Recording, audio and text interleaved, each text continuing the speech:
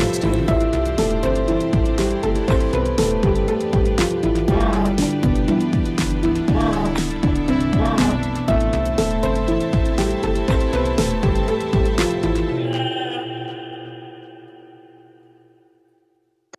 Hello and welcome to episode 11 of Entertainment of Excellence, the podcast where we talk about films, TV, all of it. Hi, I'm Ollie. I'm Tom. And I'm Ben. Did we get the intro right? Oh, Well, yeah. we don't know. We don't want to do it last time. Yeah. We don't want to say we did it right and then actually it was 30 seconds late. Oopsie. Nice. Fingers crossed. So today, we just watched Being John Malkovich, the comedy fantasy absurdist drama.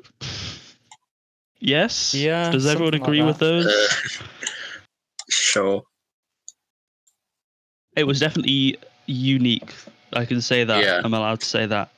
It was a very weird film, but Do you want to try and? enjoyable. Shall I try and give an overview of what it was about, just in case? Yep. This go is probably ahead. one you should watch before this because It you may have no contains idea what's going on. So it's about Craig Schwartz, who gets a job at the 7.5 floor of the Milton Lemons building, I think it's called. And the roof is really small. Anyway, he finds a portal into John Malkovich's brain, which basically lets you in, see the world through John Malkovich's eyes for 15 minutes, and then you get kicked off on the side of a highway. So there we go. Yeah. That's kind of the overview, and it leads to many cool conflicts and moments. So, what should we talk about? I don't know if I can really think of how the plot moves. I mean, it felt like the plot made sense. The pacing felt good to me. I never felt it was weird. Yeah. Well, But I can't describe how it progresses. well, I Basically, guess- it centers around the conflict between the protagonist and his wife, then sort of this other woman who he likes her, and then his wife sort of likes her through the lens of John Malkovich. It's a very complicated relationship. Oh, yeah. His wife does love it, but the other woman Maxine. only likes Craig's wife, called Lottie, if she is John Malkovich. Yeah, but she doesn't like John Malkovich as such. It's just Yeah. she more likes. I don't know how anyone came up with this idea, but it's like Or Charlie Kaufman. she only likes Lottie when she's inside John Malkovich's body, and then later on in the movie, it turns out that the main guy who's a puppeteer, and he's called Craig, basically takes control of Malkovich and doesn't get chucked out after 15 minutes. He survives for several months. And 8 months. yeah, and she kind of just turns her back on Lottie and then sort of enjoys Craig through Malkovich, which is weird given she was really hostile to him in the beginning of the film. Yeah. Malkovich is just the vessel. what do you think is actually her sort of motive? Because at the start of the film, it didn't really seem never really seems like is it sort of just so they can make money through the service where people are able to experience John Malkovich for 15 minutes, because there never really seems to be a relationship between her and Craig. She sort of just goes along with it. I think that seems to be the whole theme of it, because she also goes along with Craig being in. I almost said Lenny. John Malkovich's body, because I think it's because she knew she could then just be his manager, because obviously John Malkovich would never let this random woman be a manager. So I think she just does it all for money. That seems to be for me. And then the only person she actually has feelings for is Lottie, which does actually develop into an actual relationship at the end with just those two. John Malkovich is not involved. But there is kind of a sort of twist with Craig still being involved. Yeah, Craig gets stuck in John Malkovich's daughter. Yeah, So there's like a whole fantasy system set up where there's this guy that realizes that I don't know how long it is, but basically there's these people can be vessels, and when they turn 44, they turn ripe, and then you can basically become that person and live through their life, so you can kind of become immortal, but you have to go into the vessel before midnight on the 44th birthday, otherwise you'll get stuck in their child that's just born, but you can't control anything, so you're forced to like see the world through someone else's eyes, basically, which is kind of cool and terrifying. As you were saying, please go and watch this film before we start discussing it, because it just makes no sense if you haven't. Yeah. Yeah, especially like when you consider that at the very end, Craig gets stuck in the daughter of John Malkovich, who was conceived while Lottie was in John Malkovich. Yeah. So Lottie's like John Malkovich is technically the father, but like Lottie's also sort of the father, I guess. It's weird. Yep. Yeah. So, I guess. What did you think of the tone? I thought it was good. It didn't take itself too seriously, because like a film like this absurd, if you approached it with like dead seriousness, it wouldn't work. Whereas this one like acknowledges how weird it is and like uses that to its advantage. So like there's a running joke throughout the whole film that like nobody knows what John Malkovich has been in. It's just like, oh, you're that guy from that Jewel Thief movie, or the one where you play that retard. It's not overly comedic as well, so that it sort of undermines the story. Because when I sort of saw it was described as comedy first, I wouldn't necessarily say that. I don't really know what genre I would say, but it's not overly. It doesn't like overuse comedy to its own detriment. Yeah, the only comedy that was in it was like sort of just laughing at how absurd things were, and then like also there was a bit with the owner of the building who like discussed his sexual fantasies with Craig, who really wasn't interested, and that was the which was really awkward. That's a bit of an understatement. Yeah. But I mean, I thought there were so many great, but like if you're after some weird, surreal, absurdist humor, then this film will be brilliant for you, because it is. I mean, just as soon as it's like, oh yeah, you need to go and work on the 7.5 floor. You know, the 7.5 floor, and then the roof is really small, and they play a video saying that it was to accommodate like smaller people. I don't think it was even a dwarf that the guy was shown talking to. I don't know. It was really weird. But I thought it was brilliant. And then there's just stuff like I feel like it was also the writers making fun of them wiggling their way out of like a plot hole they'd written themselves into when Craig's wife was stuck. She was tied up, but she obviously needed to get out.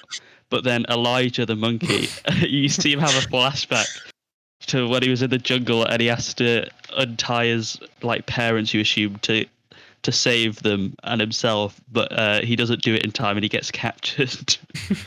But he manages to use it to be able to untie Lottie, and he gets his redemption. And that is just such a brilliant, weird scene.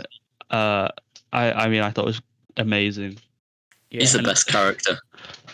Elijah the monkey, yeah. Yeah, all of the main characters were just terrible people apart. I know.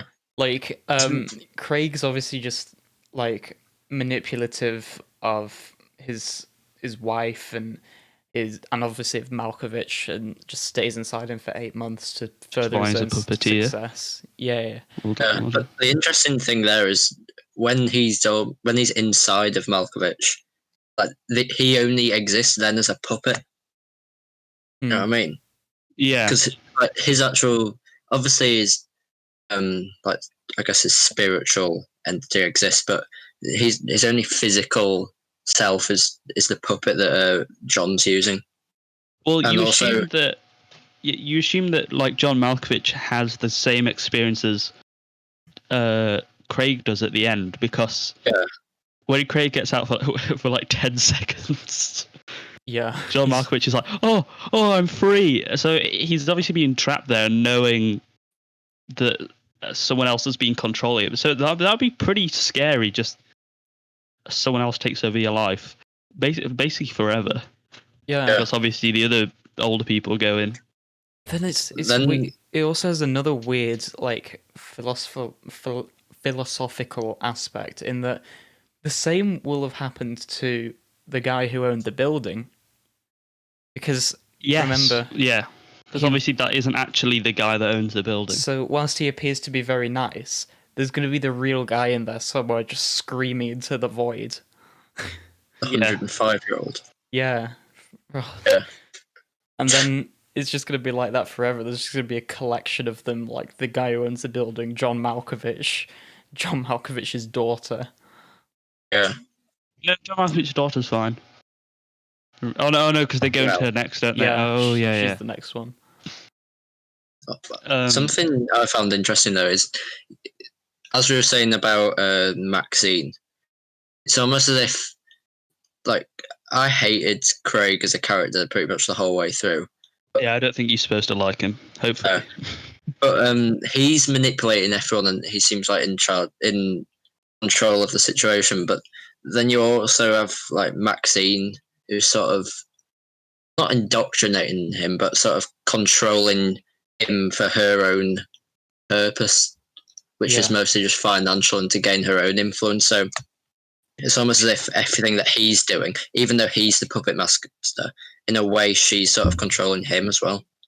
Yeah, she does like get a redemption later in like at the end of the story when she like gives up controlling Malkovich and just has a life with Lottie. But like throughout the whole movie, she's just manipulating him for financial gain. And like, isn't there a line where she says something like, "He can control Malkovich and I can control him"? And so, yeah. Oh yeah. And then like Lottie herself, like she's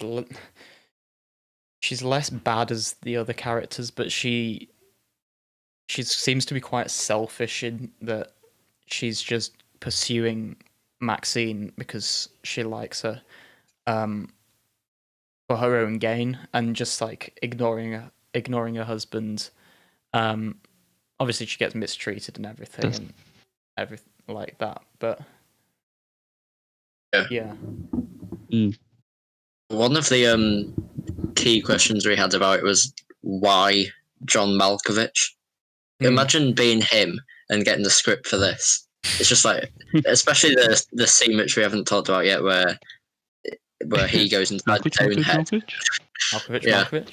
It must have just been so weird. I think it's interesting because after watching it, I'm like, yeah, John Malkovich is the perfect choice. I mean, who else could it be?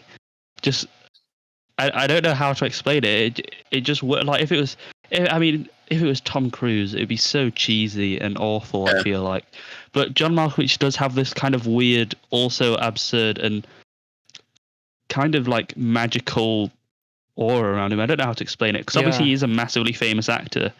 But I mean, the only film I know him from is Of Mice and Men.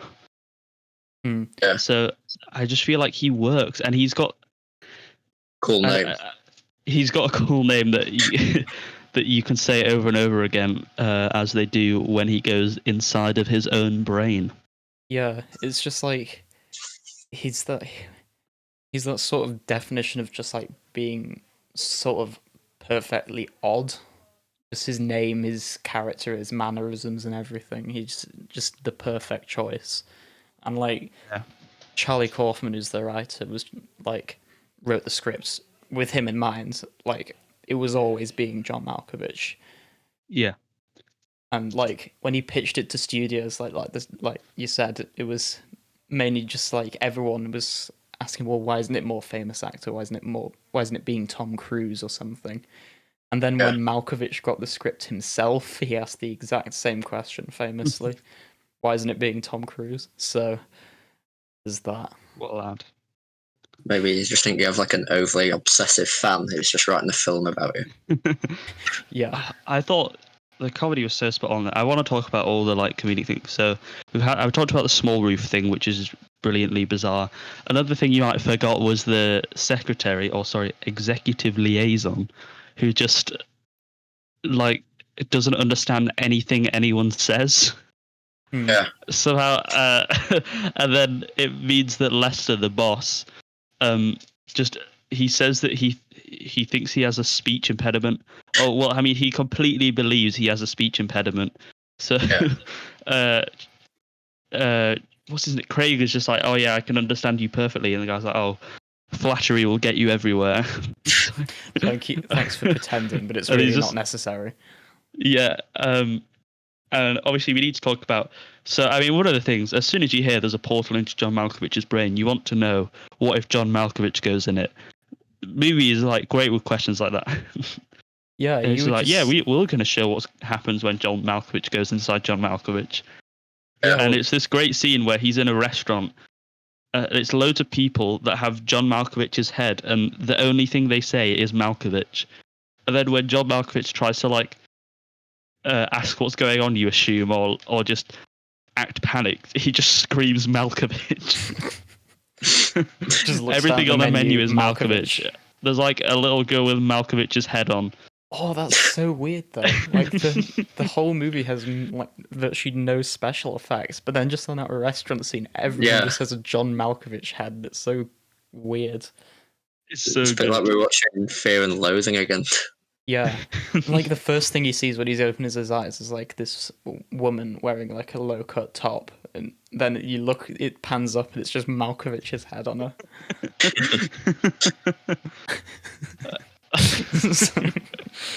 Yes. Oh, that is a great scene. I want to know how.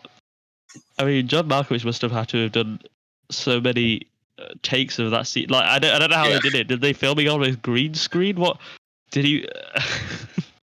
Filming that scene must have been so weird because he had to be the one to say all these Malkoviches and stuff. Yeah.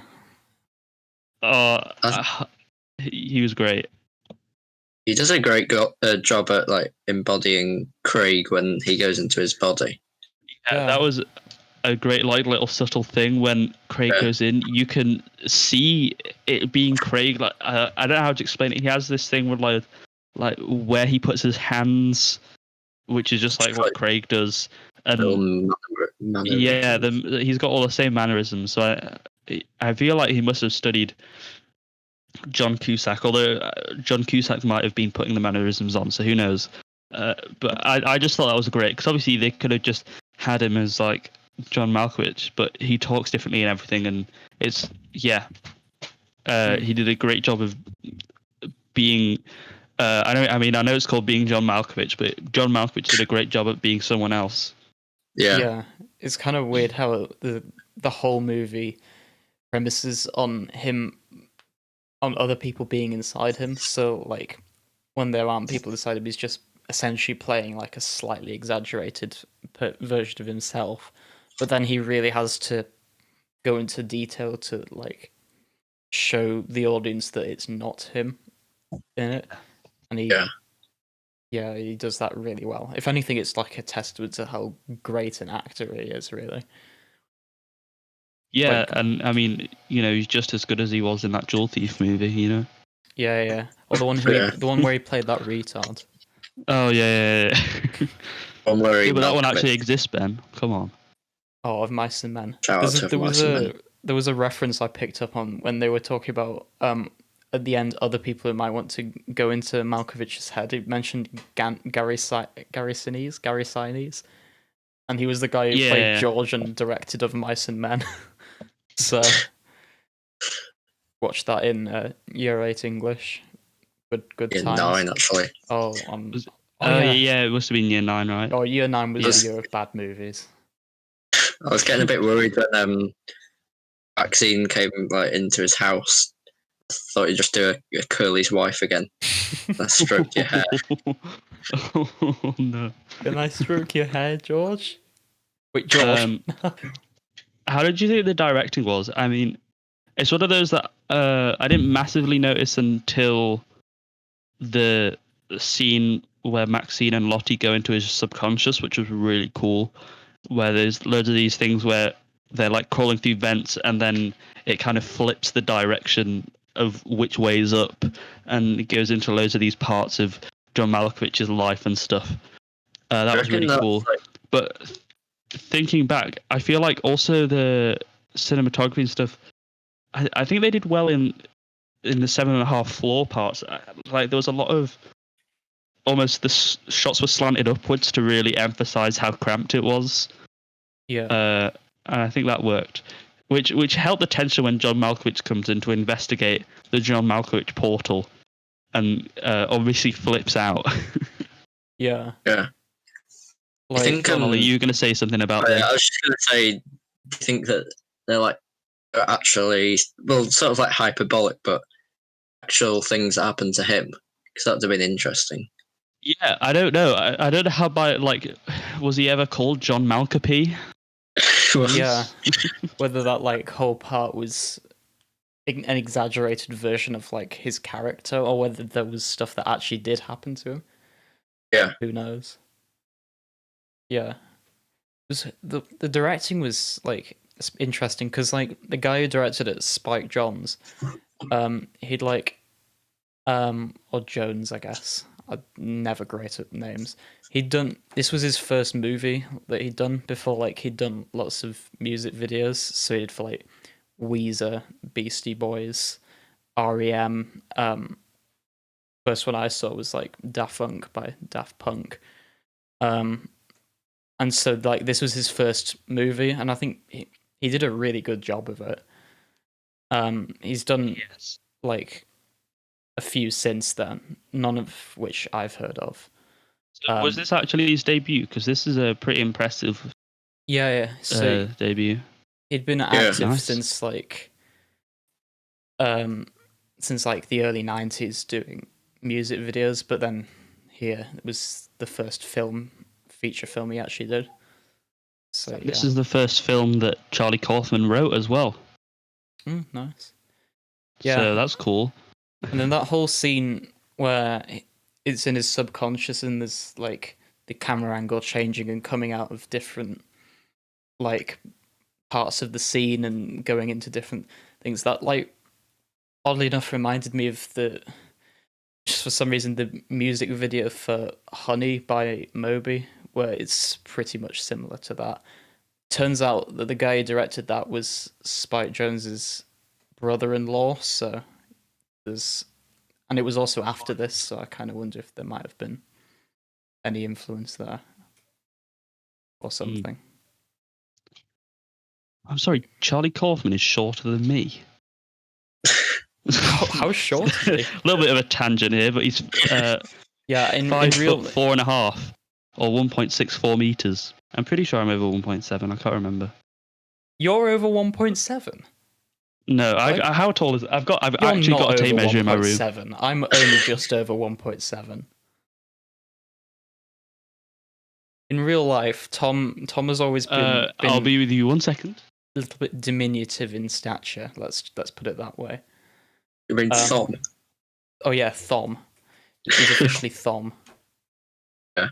And he's not even that short anymore, but we just bully him about it because we're kind like that.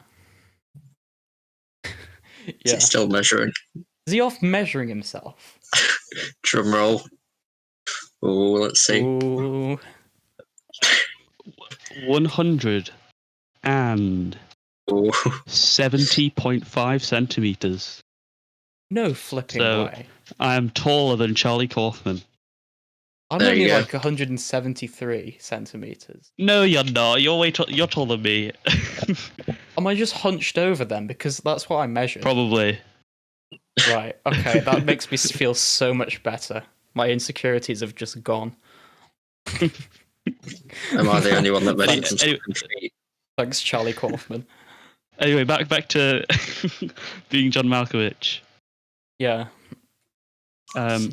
So I didn't know this, but Charlie Kaufman, I guess, also wrote Eternal Sunshine of the Spotless Mind, which I also want to watch because that's supposed to be good. And I think it's a kind of similar themes.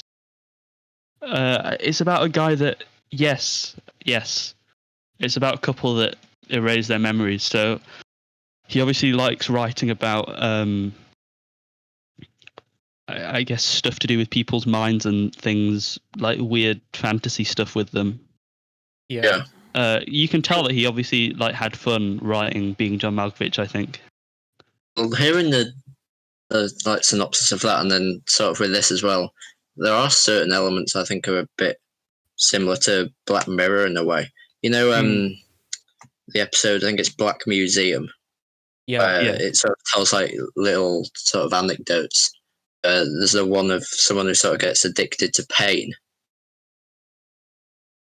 That sort of reminded me of this, because it's someone getting addicted to living through someone else. I think it was a doctor who sort of had this device that helped them treat patients better because they knew where the pain was located. But then in the end, they sort of extent where they knew how not kill themselves. Yeah, I think I remember that. Yeah, it was sort of. I mean, obviously not exactly the same. Was it because they were feeling on the edge of death or something? I can't remember. I think they just got addicted to the feeling of pain. Yeah. Yeah, there's definitely parallels there, I guess. But it also does some Being John Malkovich also explores other themes other than obviously the theme of if you could go in someone else's mind, what does it say about spirit and consciousness and stuff like that. It also uses it to convey themes of homosexuality and transgender almost. Well, because Lottie obviously when she goes in John Malkovich, the first time she goes in, she says that she feels herself for the first time ever and decides that she's transgender and instantly wants to get an operation, get a sex change, which she doesn't end up doing. But later she realizes that she loves Maxine. So they have the weird relationship through John Malkovich, but obviously at the end they are just together by themselves. So it's kind of an interesting exploration of that, and you wonder if, was it because she realized that she preferred women that she thought she was more like a man, or was she actually transgender? That was a kind of interesting thing that maybe wasn't fully explored.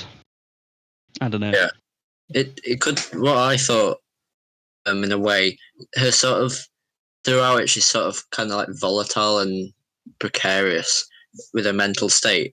Yeah, which could sort of, she's constantly flitting between, as you were saying, different, wanting to change gender and wanting to change her sexuality, but that could almost have something to do with her relationship with, what's his name, Craig. Yeah. Sort of his manipulation of her, which sort of put her in this state. I don't know. Yeah, no, it's kind of weird that they survived as a relationship for them to last long enough to be married, because it really didn't seem like a healthy relationship at all, because he was lying to her. She just pretty much ignored him. They didn't seem to be supportive of each other a lot, and so I guess it's kind of natural that she was looking for that same affection she kind of wants in other people, and she found it with Maxine through Malkovich. Yeah, and I think she was like her whole, as you said, her mental state was very precarious. So I think she was like flitting through a lot of different things. So like naturally her first thought would be like, well, I guess I might be transgender then because I felt good in Malkovich's body. But then I think it just turned out that she really just had like a desire for Maxine as a woman. So yeah, it's also interesting because because she does get that. No, never mind. Because obviously a lot of other people do it, but they're obviously doing it to escape their normal lives. So I think it's more about because the first time she goes in John Malkovich, she has no interactions with Maxine. You almost wonder if it's just the fact of being someone else. It might have just made her realize that she was unhappy with her own life. Yeah. And just, long for the escape of other people. Because obviously when they open this thing of where you can be John Malkovich, there's massive lines because no one wants to be themselves. They all want to escape, their normal lives. And it's quite a big thing that it's a massive line because it is like $200. And I'm sure that there's people going back really often. So it's pretty interesting. Yeah, I was just going to say, just to bring it back to sort of her relationship with Craig, that's sort of also embodied when he sort of just immediately dismisses it as like being a phase. And, it's not genuine. Yeah. Which also builds in this sort of manipulation. And also, I was also thinking that thing is, what the film does well is never really sort of explore. It doesn't explore excessively what people sort of do when they're in John Malkovich. It's just sort of basic general tasks, which sort of helps that he's not Tom Cruise. He's sort of an actor who, obviously has an elevated lifestyle, but it's not perfect. Yeah. And that's the thing with him. You only get him 15 minutes within his body. It's almost as if it doesn't satisfy you enough. You either sort of feel underwhelmed, which you don't really see anyone that does, or you just want to have a complete change in your own life. And also remember that they were selling this between 9 p.m. and 4 a.m. So, John Malkovich would be asleep at some point during them, right? I think so. I think a lot of it was just that these people just wanted an escape from their lives in whatever way possible. And like $200 is a lot, but see, like the first customer was like a fat man who was like really depressed with his weight and his life. And just was just eager to experience being someone else who isn't depressed, who, even if it's just the mundane tasks of like, I can't remember what it was. It was like eating or something. It's like having the shower. No, that was having a shower was Lottie. Yeah, but the point is, eating was the larger man. The point is that like all of the scenes you ever see him doing, apart from with Maxine, are just really mundane tasks, just day-to-day stuff. But no one complained, and there was a huge line, so people might have been recommending it to other people, because it's less about what you're doing and more about being someone else, escaping your own body for 15 minutes. Which of course doesn't fully satisfy you, but it feels good in the moment. But do you do it? Yeah, but only on the filming of Mice and Men. I feel like obviously I want to pull Curly's wife's the reason would be the neck ache you'd have after waiting in the queue, bending down for like hours. That's true. Yeah, but I mean, if you heard you could do it, you'd want to do it. But then there's the whole question: it's like, well, should I just intrude in this person's life? Like, even if you are just watching, is it? I mean, it's pretty bad. You know, if he thinks he's in some, you assume when you're by yourself, you're in a private situation, but someone's just peering through your eyes, and this is like an actual famous guy that you can, so you know who it is. Yeah. So, I mean, obviously, I'd want to do it, but I don't think it'd be right to do it. And No. it's I also don't know. it's also there's like this huge question about like how moral it is to do this, and the film like leaves more questions than it answers about this topic, because throughout the movie Craig is, you know, an anti-hero. He's a bad guy essentially. Lottie isn't perfect. Maxine is manipulative, and so the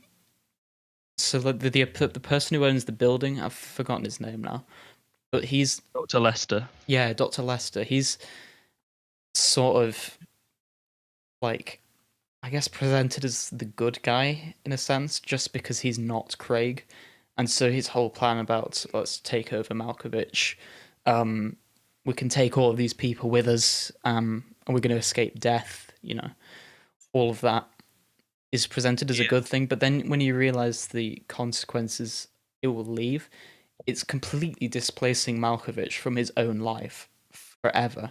He'll forever just be stuck as a passenger in his own mind, in his own body, sorry.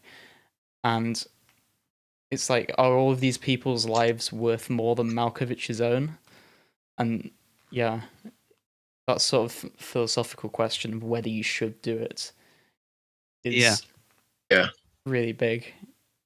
And Something we urgently have to address: the crazy credits. Oh yeah. The crazy credits where it says everyone's names, and it even says John Malkovich's name in the credits. What? It's almost like he was in the movie. Had some crazy credits before, but nothing on this level. Wait, did I say? Oh, okay. There's a cool bit. Do you remember the scene when John Malkovich comes out of his head and then someone throws a can at him out of the car? Yeah. Yeah. So, the filming was running late that night, and basically Spike Jonze just wanted to like give up on doing that scene because they were running late, and he's like, no one's going to be able to hit no one's going to be able to hit John Malkovich on the head with a half full can of beer from a passing car. And then loads of people, like apparently 70 or 80 sets of hands from the crew shot up saying they'd like to try. So John Cusack's writing partner tried it, and he did it on the first try. Ooh. And yes, John Malkovich was actually hit in the head with a can. That is pretty impressive. You could kind of tell by the way he reacted. He was probably like, ah! Yeah, he was super annoyed about that. Yeah. So, I guess just first off, do you have recommendations for this episode? If you want to just I don't move think on. so. So I guess we can like go on for We a need bit to do our longer. rating first. Yeah. Yeah, we've got to give a rating. Yeah, I'm just trying to plan how we should do this. Yeah, let's just wrap it up, I guess. So what were your impressions of the movie as a whole? How did you react to it? I really loved it. Yeah, I think same. it was actually really good. I mean, I wasn't sure. I knew it was weird. I was like, yeah, I want something to be. I want to watch something weird. I'm excited. And I tell you what, it did well being weird, and it was funny, and it like explored some interesting stuff. And yeah, I really liked it. Yeah, so because it was entertaining, but then you also have like sort of the psychoanalytical level, which we've touched on, which sort of underpins the whole story. I thought it was really interesting. Yeah. It was. Are we giving ratings? What do you definitely think? Weird, but in a good way, in an enjoyable way, and not like. There are other movies where if it's too weird, it can like throw you off. Whereas this, I think the intention is to throw you off a little, but you never feel like you can't understand what's happening. The situations and like what's going on is incredibly confusing. Like, why is there a portal to his mind? Who knows? But you never feel like you don't understand. You can always appreciate it at least its base level. That yeah, that's why I really like the start bit with the low ceilinged roof. Like, just a simple thing as that, it sets up like, okay, this is kind of like a fantastical, weird world where you can kind of expect odd stuff to happen, so it never feels weird. And it did really good things of answering questions. Like, obviously, I think I mentioned, like, there's a portal to John Malkovich's mind. Obviously, you're going to ask, what if John Malkovich goes in it? And they did well to answer stuff like that. Yeah, I thought it was great. Cool. I feel like I always have to say this, but 7.7 on IMDb. It is. So I'm going to give it an 8.2. Interesting. See if we can crack the top three. Yeah, I mean, straight after watching it, I was like, I was thinking 8, but thinking back on it more, like, there's so many great things in there. I mean, there's also, it even just has little lines that are just so brilliant, like the one of the origin of the Milton Lemming. That's not the actual name. I can't remember what the building's called. It's called like Milton Lemming Building, and it's like it's named after Milton and his friend, which folklore has it was named Lemming. And you're like, yeah, right, okay. So, and also thinking back, I think of like all the cool themes it touches on. So I'm gonna say, 8.4 or 8.5. Do I be ballsy? What do I think? Is it better or the same as? Is it the same as Blade Runner? About Ben's rating? Let me think. The same as that. I'm going to put 8.4. Let's put Blade Runner a tiny bit above it. Yeah, I'm unsure. 8.3 or 8.4 because it was 8.3 to go in the middle. yeah. Let's just make it nice and round. 8.3. Yeah. Because it was a great movie. It had a lot of themes that you could dissect if you were more into that, but then also at its base level, it's still an incredibly enjoyable story. So yes, you know, like there's some films where you can go too deep into the philosophy of it, but this, you know, it's still funny. It's still great. You can still sort of sympathize. Tell you what to think. A lot with you can sympathize a lot with John Malkovich. Yeah. 8.3. I'm checking the website now. I think it will be. I want to see Hall of Fame. We've got so number 1, Blade Runner, 8.5. Number 2, Jerk Gently, is an 8. This is now number 2. So about the website. We are launching a new website because the old one looked terrible and did very bad in terms of like performance when it comes to search engine optimization and stuff. So the old one was entertainmentofexcellence.wordpress.com. The new one is exactly the same, but Weebly.com. Entertainmentofexcellence.weebly.com. Weebly. So yeah, it's a new design. All of the same stuff from the old ones there, but now we've got the episodes listed in a separate section to the blog. So you can filter by genre or by type, movie, TV show, and then we'll be posting... all of it. Sorry, I have to do it. And then we'll occasionally post stuff on the blog. And currently it says something about signing up for a newsletter. We haven't quite finalized that now, but what we're planning to do is if you sign up to the newsletter, we'll be sending you like an Excel spreadsheet with like a master list of all our recommendations on it. So like everything we've ever recommended, you can find a link to watch it or buy it there.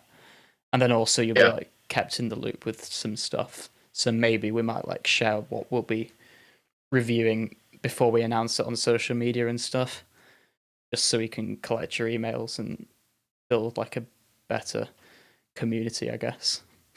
That's all of our recommendations for this week. The website. Yeah. The website is our recommendation. Yeah, but we do have a new section. So we Which may only appear once, we'll find out. we got messaged on Instagram by the country band Crow Buntry, who wanted us to review their music, and we figured, why not? Why we'll give them a listen. So if you have music or a short film or any form of entertainment, really, Well, not any form. any form Not of Charles appropriate Robbins.com. entertainment. Yes, just Most of them. we're a family. Well, we do say all of it, Ollie. Oh no. Oh, We'll just be reviewing JarJarBinks.com, but censored. Yeah, so if you're a creator and you have any entertainment that's appropriate that we can discuss, by all means send us a message, and if there's space, we'll fit it in. So the band Crow Buntry, a country band hailing from USA, Nashville, Tennessee.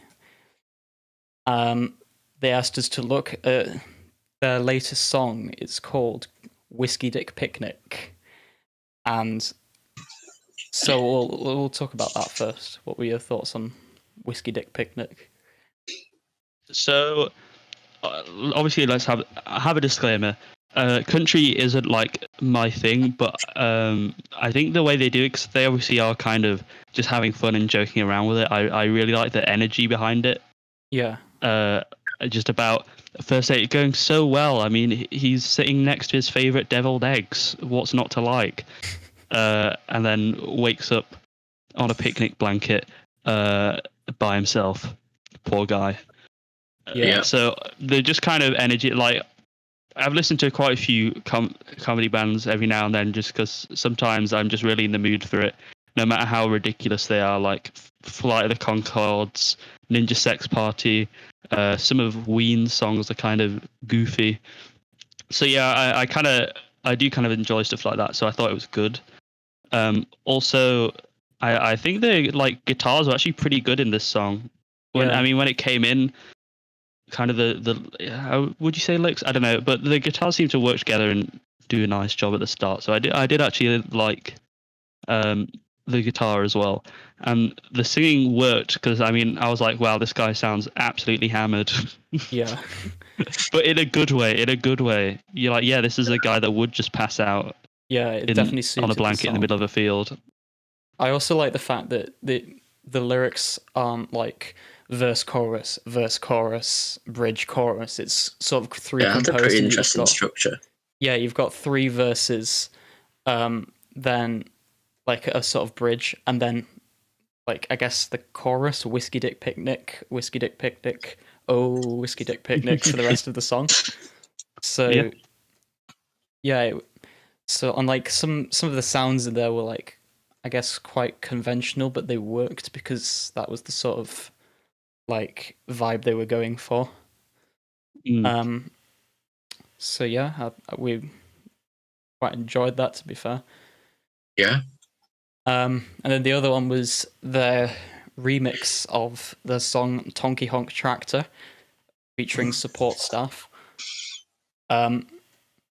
Wasn't as much of a fan of this one, but to be fair, it was a remix. It was like a sort of trap remix of the. It's also very short. It's only 1 minute 37, which I think is about right, because to be fair, if it went on for much longer, I don't think it would have been as enjoyable. I think it would have dragged on. But yeah.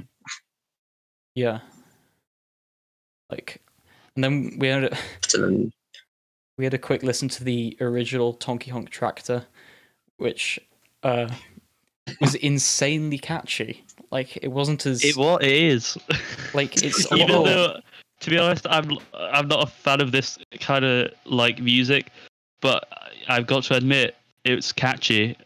Gonna get a honk honk, that tonky honk. One like equals one honk.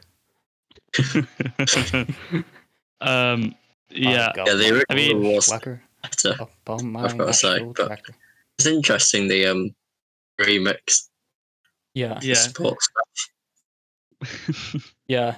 It's sort of like, I mean, I've got to make this comparison, don't I? Like, the Old Town Road song. Yeah, that was no, I was really- thinking. It was really popular, which was like a mix of country and trap and like hip hop, I guess. And there was like some discussion on whether that should be fit in the country charts or not. I don't know. I feel like this particular remix is definitely a lot more trap than country, but like, Well, it's definitely got all the country elements in it, though. yeah, the singing's still like very. And it's got the. I can't do it. It's got the guitar. yeah. The, like twangy guitar, yeah. The name Crow Buntry. Can you get any more country than that? Well, I mean, it is like. It almost sounds like Cockney rhyming slang for country. Yeah.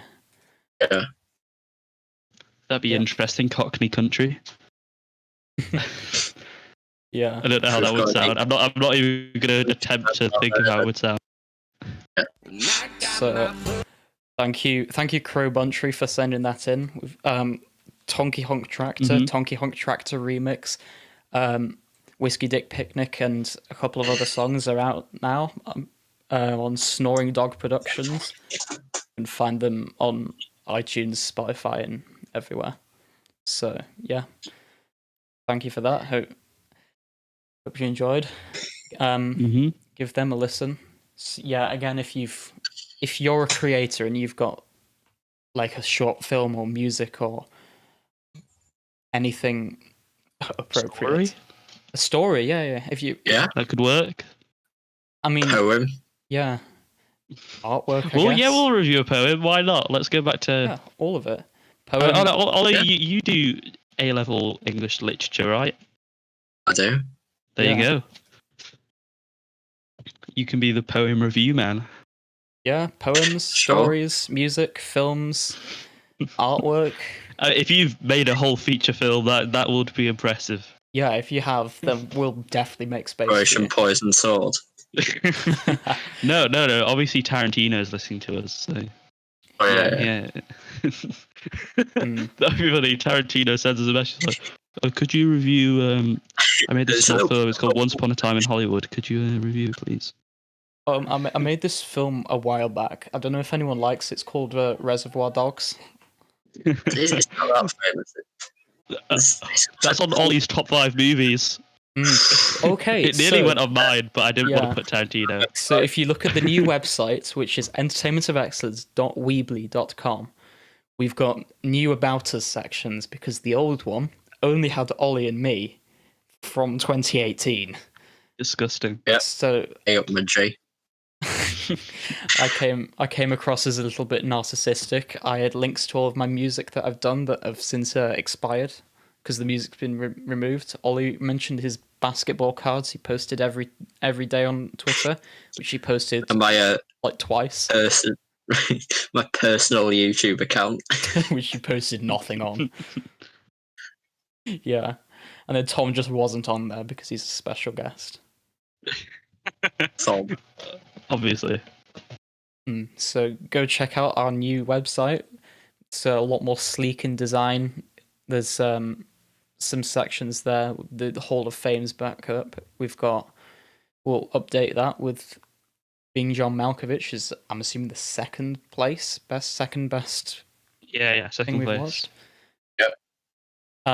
Yeah, and there's a contact form on there if you want to contact us.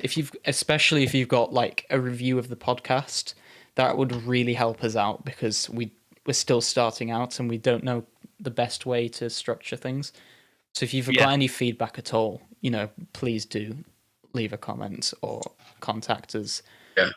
Also, for our 0 fans who listen live, we're gonna be streaming on the Saturday, the next 2 Saturdays instead of Fridays. Today.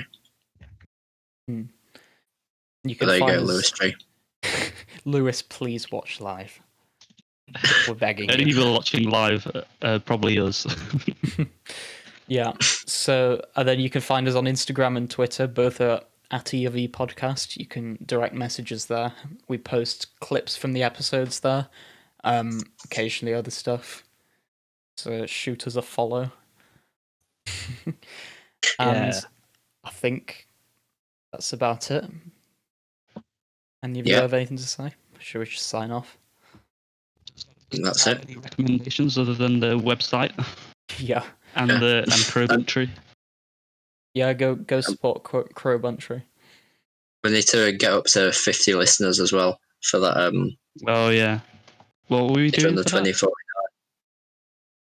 What were we Later on doing the for? 2049. We're going to re-record Oh yeah. later yeah, on yeah. the 2049 review. Then we'll be Maybe updated on all. 2049 listeners for that.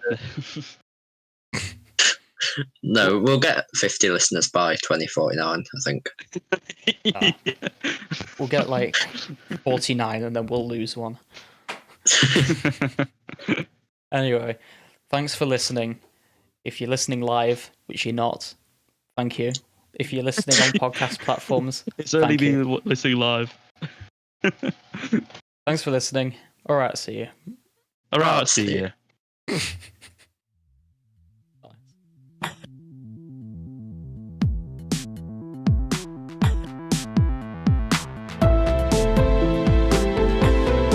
Yeah, that's it.